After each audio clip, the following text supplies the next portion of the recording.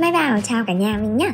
Giải đáp cho câu hỏi có 300.048 tỷ như Trương Mỹ Lan, các bác sẽ làm gì? Em cũng bỏ mẫm khá cách tiêu tiền rất lạ, kèm theo cả deadline tiêu tiền qua vượt kiếp của các Giang Cư Mận. Vụ Trương Mỹ Lan làm không chỉ em và các bác thức tỉnh nhé. Riêng em thì em chứng ngộ được là tiền nhiều phải vượt kiếp mới tiêu hết, nhưng không phải của mình thì cũng đi tù mà thôi. Các bác có thắc mắc là dựa vào đâu Trương Mỹ Lan lại có thể ngang nhiên lộng hành như thế không ạ?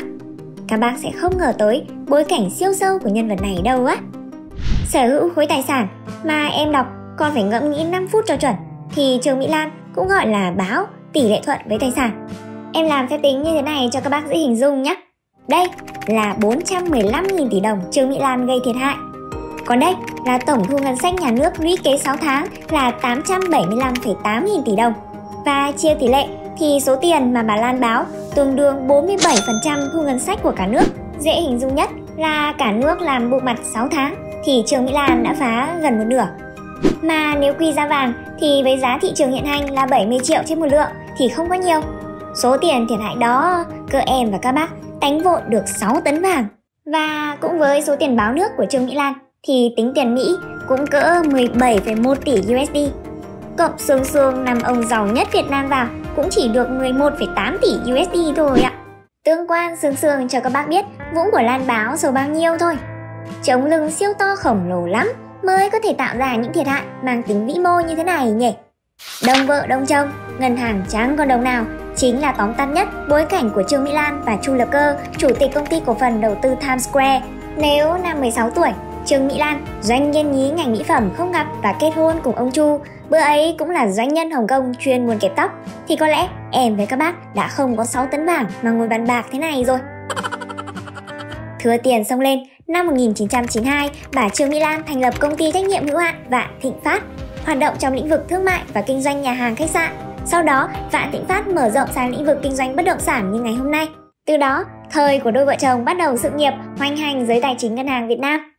Của vợ công chồng, ông Chu cho bà Trương quyền sử dụng đất và tài sản hình thành trong tương lai tại tòa nhà Times Square. Đây cũng chính là nền tảng giúp Trương Mỹ Lan dùng tòa nhà Times Square làm tài sản đảm bảo cho 46 khoản vay trị giá hơn 19.500 tỷ đồng tại SCB.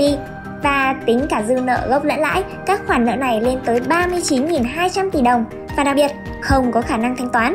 Mà trên thực tế, tổng số tài sản thế chấp chỉ hơn 30.000 tỷ đồng. Do đó, Chu Lập Cơ cũng không thoát khỏi liên đới khi gây thiệt hại cho SCB hơn 9.000 tỷ đồng. Không chỉ có chồng tỷ phú, mà bản thân gia tộc họ Trương sau Trương Mỹ Lan cũng là một đại gia tộc gốc Hoa kín tiếng. Với hậu thuẫn lớn, hệ sinh thái Vạn Thịnh Phát hình thành với hơn 1.000 doanh nghiệp, bao gồm các công ty con, công ty thành viên trong và ngoài nước, cùng hàng trăm cá nhân được thuê đứng tên đại diện pháp luật hoặc là người có quan hệ họ hàng, cán bộ, công nhân viên.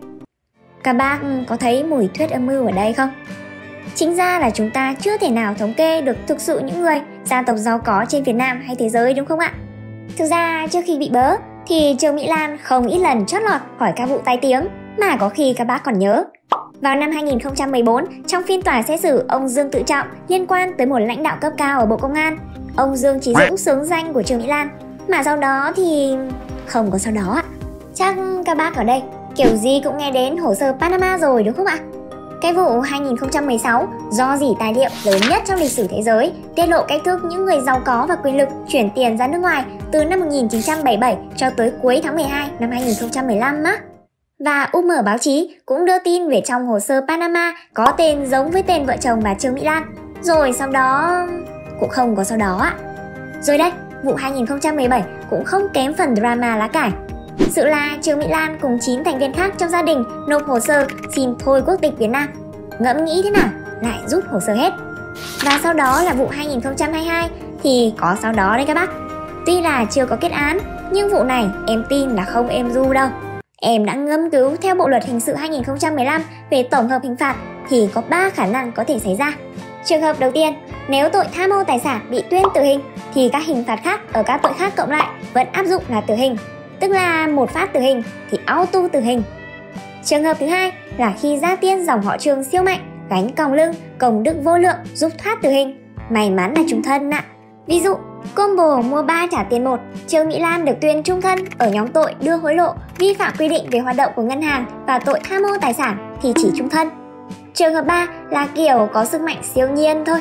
bằng sức mạnh ảo ma Canada nào đó, Trương Mỹ Lan không chung thân, không tử hình thì tổng hợp hình phạt sẽ không quá 30 năm tù. Nói chung là chạy trời không khỏi nắng. Em với các bác cứ cần cù siêng năng, thì giàu hay không em cũng không biết. Tảo là vậy thôi ạ. Hẹn các bác nhiều chuyện sau. Và tặng em ngay một like và một subscribe vì nó không tốn tiền nhé.